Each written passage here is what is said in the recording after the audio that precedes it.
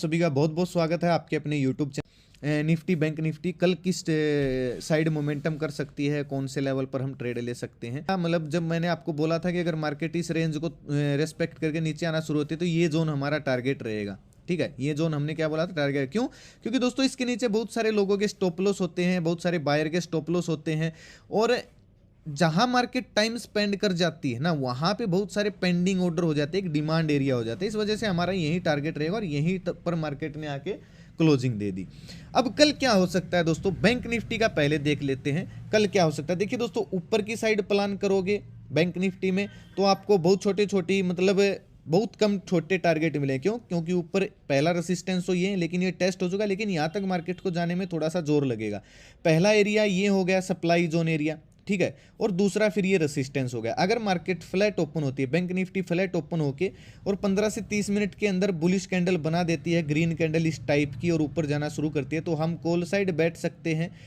40 से 50 पॉइंट का एसएल डाल के 1:2 आपका टारगेट रहेगा। लेकिन दोस्तों आपका टारगेट केवल 34,100 तक ही होना चाहिए, और वो कब होना चाहिए? जब बैंक निफ्टी 33,800 से ऊपर क्लोजिंग देना शुरू करती है फ्लैट ओपन होके। ठीक है, पहला टारगेट आपका 34,100 होना चाहिए, क्योंकि एक रेसिस्टेंस बन गया, नया सप्लाई एरिया बन गया। उसके बाद अगर मार्केट सीधा मान लो बैंक निफ्टी सीधा गैप अप ओपन होती है, गैप अप ओपन होने के बाद दोस्तों वेट करना है आपको, क्योंकि गैप अप अगर मार्केट ओपन होती है तो डाउन साइड आ सकती है, क्योंकि मार्केट में एक सेलिंग जोन बन गया ऊपर की साइड, कई सेलिंग जोन बन गए, कई रेड कैंडल, जब ऐसी ऐसी रेड कैंडल बन जाती है तो दोस्तों वो एक सेलिंग एरिया हो जाता है।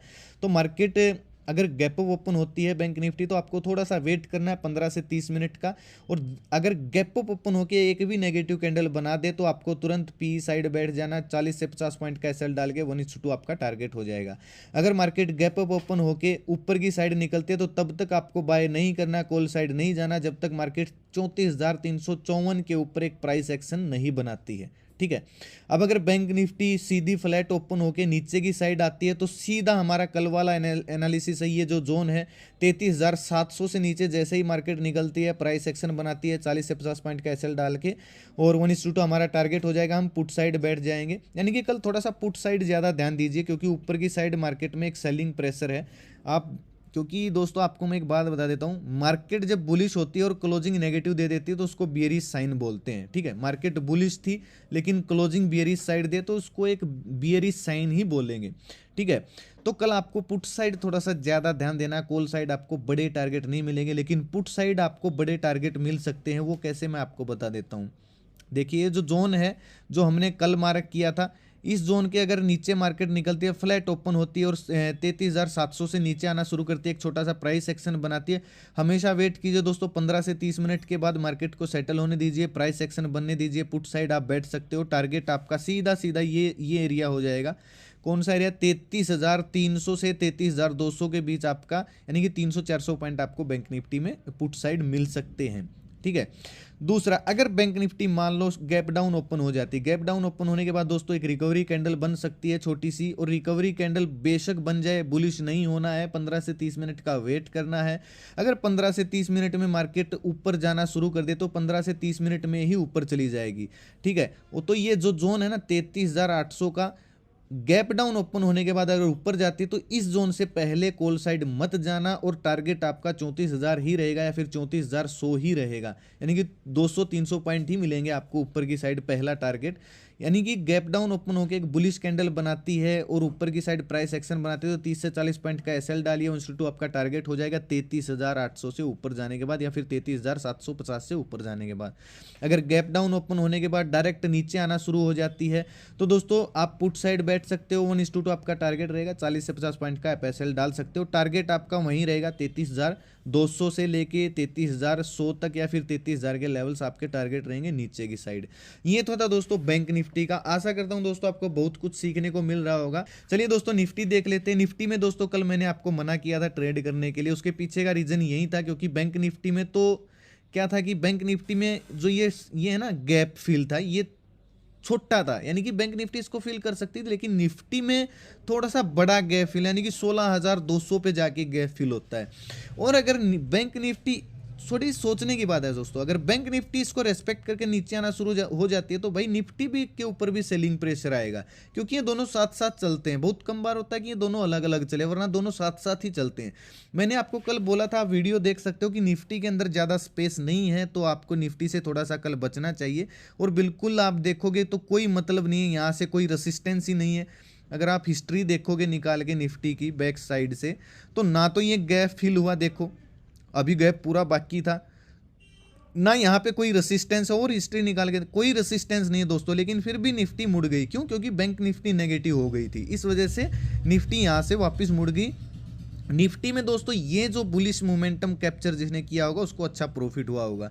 हमने बोला था कल वीडियो में कि अगर निफ्टी में आपको ट्रेड करनी है तो इस लेवल से ऊपर जाने के बाद ही हम ट्रेड करेंगे। इस लेवल से अगर ऊपर निकलती है, चाहे गैप ओपन होके निकलो या फिर फ्लैट ओपन होके निकलो, ठीक है। तो चलिए कल क्या हो सकता है निफ्टी में वो देख लेते हैं। वही सेम सिमिलर है दोस्तों बैंक निफ्टी की तरह, ये जो जोन है ये निफ्टी का सपोर्ट का काम करेगा। अगर निफ्टी फ्लैट ओपन होती है, फ्लैट ओपन होने के बाद ये जो प्राइस एक्शन बना था इनसाइड कैंडल, अगर इससे ऊपर निकलती है, यानी कि 15,850 से लेके 15,900 से ऊपर प्राइस एक्शन बनाती है फ्लैट ओपन होके, तो हम कॉल साइड बैठेंगे 20 से 30 पॉइंट का एसएल डाल के 1:2 हमारा टारगेट रहेगा। टारगेट हमारा वहीं 16,000 या फिर 16,000 ही हमारा टारगेट रहेगा, क्योंकि इस यहाँ पे दोस्तों एक सेलिंग जोन बन गया है, नेगेटिव हो गया मार्केट, तो यहाँ से मार्केट रिवर्स हो सकती है 16,000 के लेवल तक। लेकिन ऊपर की साइड थोड़ा सा मुश्किल लग रहा है दोस्तों, क्योंकि ऊपर सेलिंग जोन ज़्यादा होने की वजह से आपको छोटे टारगेट मिलेंगे, तो एग्जिट करने की थोड़ी सी जल्दी करें अगर आप कॉल साइड बैठते हो, मार्केट बुलिश होती है तो। अब मान लो निफ्टी गैप अप ओपन हो जाती है, मान लो 15,900 के आसपास, 15,950 के आसपास अगर हैवी गैप अप ओपन होती है, तो आपको वेट करना है 15 से 30 मिनट का।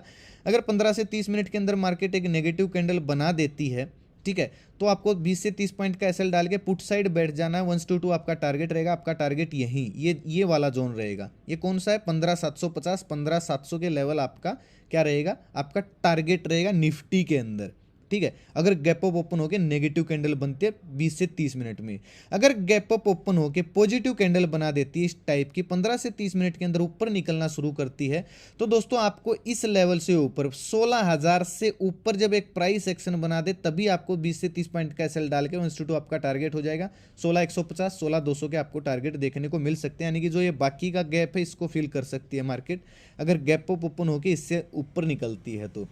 अब मान लो निफ्टी फ्लैट ओपन होके नीचे की साइड निकलती है, तो 15,750 से निकलने के बाद एक प्राइस एक्शन बनने दीजिए, 20 से 30 पॉइंट का एसएल डालिए और 1:2 आपका टारगेट हो जाएगा। टारगट दोस्तों ज़्यादा बड़ा मत रखना निफ्टी में, क्योंकि बार बार आपको निफ्टी के अंदर सपोर्ट एरिया दिखेंगे, डिमांड एरिया दिखेंगे, जहां पर जिस पे मार्केट बार बार रिस्पेक्ट कर सकते हैं। तो 15,650 या 15,600 के आपको लेवल देखने को मिल सकते हैं अगर निफ्टी फ्लैट ओपन होकर 15,750 से नीचे निकल के प्राइस एक्शन बनाती है तो।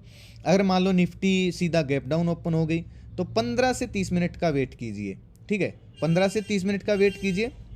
अगर निफ्टी गैप डाउन ओपन होकर एक पॉजिटिव कैंडल बना दिया और दूसरी जो 15 मिनट की कैंडल वो इससे ऊपर निकलती है, ठीक है, पहली कैंडल से अगर ऊपर निकलती है, तो 20 से 30 पॉइंट का एसएल डाल के और आप 1:2 आपका टारगेट हो जाएगा। टारगेट आपका यही रहेगा 15,900 के आसपास या फिर 15,850 के आसपास, यानी कि 100-150 पॉइंट आपको निफ्टी में मिल सकते हैं अगर गैप डाउन ओपन होकर निफ्टी पॉजिटिव साइन देती है तो, ठीक है। लेकिन वेट करना है दोस्तों, लेवल क्रॉस होते एंट्री मत लिया करो, प्राइस एक्शन बनने के बाद एंट्री लेने की कोशिश किया करो। अगर प्राइस एक्शन नहीं बनता, सीधा आ जाती है, तो पछताना नहीं है भाई, बहुत सारे मौके मिलेंगे आपको ट्रेड करने के निफ्टी बैंक निफ्टी। उस दिन ट्रेड मत कीजिए जिस दिन पिक्चर क्लियर ना हो, ठीक है। अगर Nifty flat gap down open होकर नीचे आना शुरू कर देती है, एक ऐसी डोजी टाइप कैंडल बनाई और दूसरी कैंडल इस कैंडल को नीचे की साइड क्रॉस करना शुरू कर देते, तो सीधे सीधे आपके टारगेट 15,550 के 15,500 के हो जाएंगे। नीचे आना शुरू होते ही प्राइस एक्शन बनते ही, यानी कि 15,700 से नीचे जैसे ही मार्केट आना शुरू करती है, फिर गैप डाउन ओपन होती है, तो 20 से 30 पॉइंट का एसएल डाल के 1:2 आपका टारगेट हो जाएगा निफ्टी में पुट साइड। निफ्टी में दोस्तों कल भी थोड़ा सा मुश्किल हो जाएगा ट्रेड करना मेरे हिसाब से। बाकी दोस्तों पूरी रात बाकी है, कोई भी डाटा चेंज होता है वीडियो से अलग से तो मैं आपको टेलीग्राम में अपडेट कर दूंगा। तो दोस्तों आशा करता हूँ आपको कुछ नई चीज़ सीखने को मिली होगी और निफ्टी बैंक निफ्टी के कल के क्लियर कट आपको लेवल देखने को मिल गए होंगे। प्राइस एक्शन एक मेन पॉइंट रहता है दोस्तों, 15 मिनट में या फिर 5 मिनट में प्राइस एक्शन बनने दीजिए, उसी के बाद आपको ट्रेड आपकी सेफ रहती है, दोनों साइड, चाहे निफ्टी हो चाहे बैंक निफ्टी हो। तो दोस्तों आज का वीडियो यहीं तक था। आशा करता हूँ वीडियो पसंद आएगा, वीडियो लाइक और शेयर जरूर करना, एक प्यारा सा कमेंट छोड़ के जरूर जाना दोस्तों अगर आपको कुछ भी सीखने को मिलता है वीडियो से, तो क्योंकि आपके कहने से ही दोस्तों ये वीडियो की सीरीज लेकर आया हूँ मैं निफ्टी बैंक निफ्टी की डेली एनालिसिस की। तो थैंक्स फॉर वॉचिंग दोस्तों। अभी तक आपने टेलीग्राम पर ज्वाइन नहीं किया तो टेलीग्राम पर ज्वाइन कर लीजिए। चैनल को सब्सक्राइब नहीं किया, सब्सक्राइब करके साथ में घंटी का निशान जरूर दबा लीजिए ताकि आने वाली हर वीडियो का नोटिफिकेशन आप तक आसानी से पहुंचता रहे। मिलते हैं दोस्तों कल एक नई वीडियो के साथ, तब तक के लिए बाय बाय। अपना कीमती समय निकाल कर वीडियो देखने के लिए बहुत बहुत धन्यवाद। थैंक्स फॉर वॉचिंग दोस्तों।